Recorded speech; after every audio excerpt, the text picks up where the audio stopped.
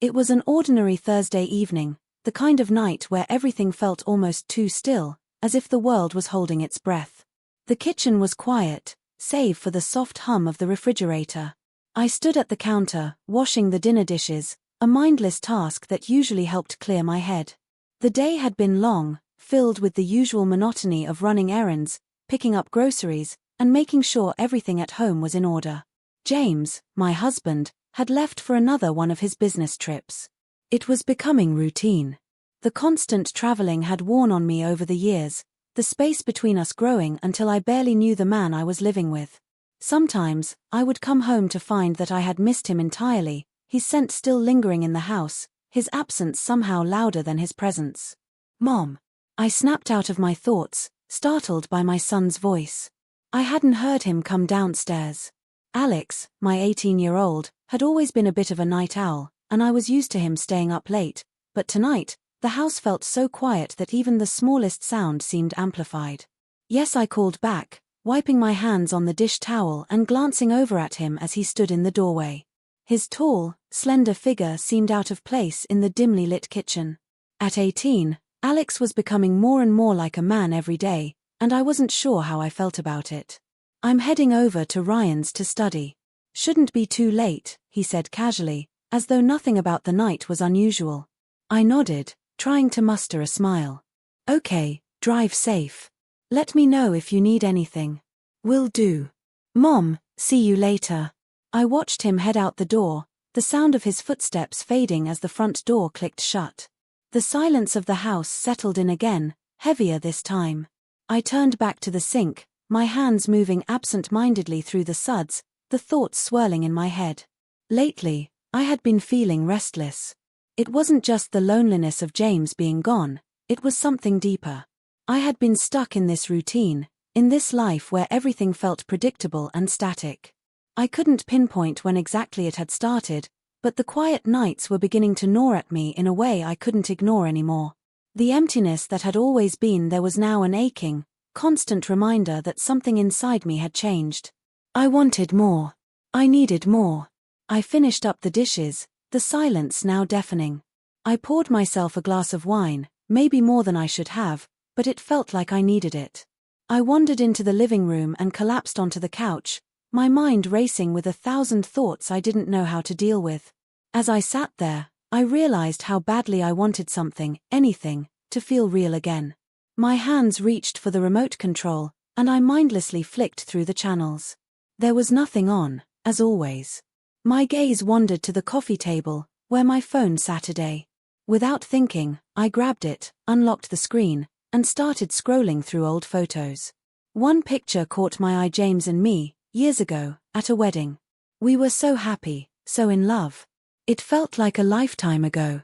The ache in my chest grew as I stared at the image, wondering where things had gone wrong, when the spark between us had faded into the cold, distant routine we had now. I couldn't help but feel a pang of longing. I missed him, but I also missed me, the woman I used to be before all of this. I set the phone down, but the restlessness didn't go away. I stood up and paced around the room, unsure of what to do with myself. I needed an outlet, a release, and then, without really thinking, I found myself heading to the bedroom. My heart raced as I opened the drawer where I had kept it hidden. There it was, tucked neatly at the back, the toy. I hadn't used it in years, not since James and I had started to drift apart. But tonight, in the silence of the house, with him gone and Alex out, it felt like the only thing that could give me some sense of control over the chaos in my mind. I tried to ignore the guilt that crept in, but it was always there, lurking at the edges. I sat on the bed, feeling the weight of the decision, but in that moment, I didn't care. I just wanted to feel something, anything other than the cold emptiness that had become my constant companion. Just as I was starting to lose myself in the moment, I heard it. "Mom," it was Alex. He was back already. My heart dropped into my stomach. No, no, no, not now. I froze, panic setting in as I scrambled to cover myself, but it was too late. I heard his footsteps in the hallway. I tried to hide everything, but in my rush, I knew it was no use. He had already seen something. He knew. "Mom," his voice sounded more confused now, almost concerned. "Are you okay?" I didn't answer immediately. I couldn't.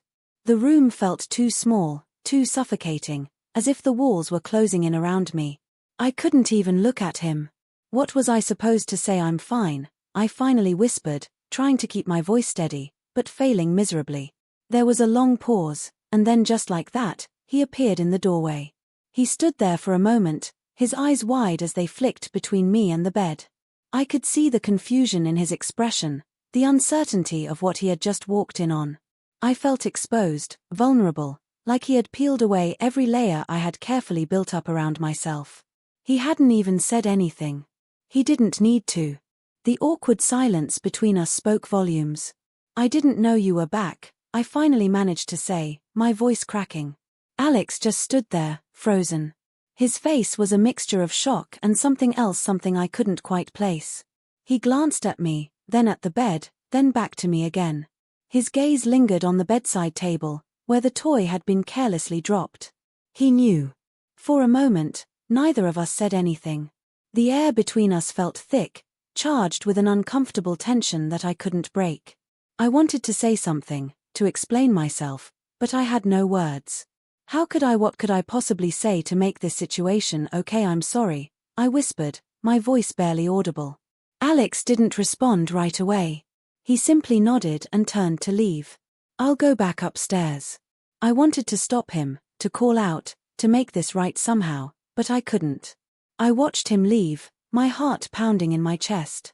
What had just happened? What would happen now? How would I ever look him in the eye again? The next morning, the house felt colder than usual. It felt like everything had shifted.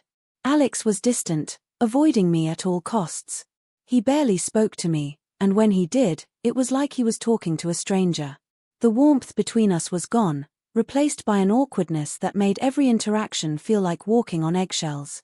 I wanted to apologize, to explain, to tell him that I was just lonely, that I wasn't the person I seemed to be, but the words wouldn't come. Instead, I went about my day in a haze, feeling like the walls of the house were closing in on me with every passing second. I tried to tell myself it was just a mistake, that Alex didn't understand everything, but deep down, I knew the truth: things would never be the same again.